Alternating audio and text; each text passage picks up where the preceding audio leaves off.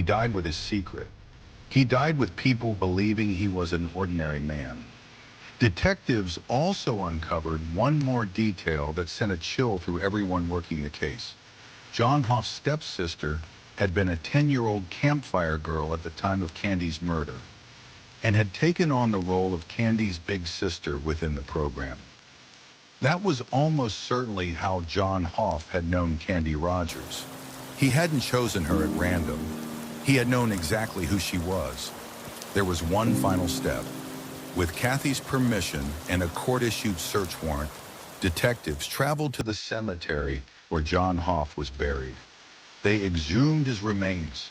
A DNA sample was taken from his body and sent to the laboratory. The result was a confirmation. John Hoff was the man who had murdered Candy Rogers on the 6th of March, 1959. Former Spokane police detective Brian Hammond, he who had dedicated years of his career to this case before retiring in 2021, said it plainly.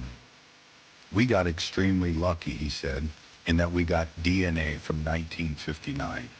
They had no concept of that at the time, and that's obviously what cracks the case. Otherwise, I don't believe it would have ever been solved. For Candy's surviving family members, the news landed with a weight that was impossible to describe.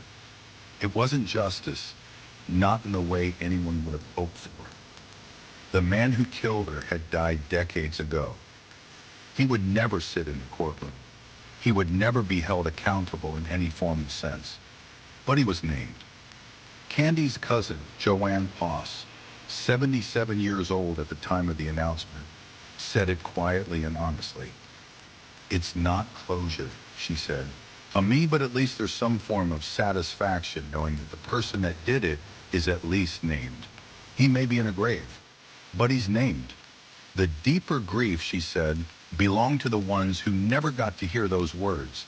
They never saw him pay or die for it or whatever, she said of Candy's parents and grandparents. They went to their graves not knowing. And that was hard.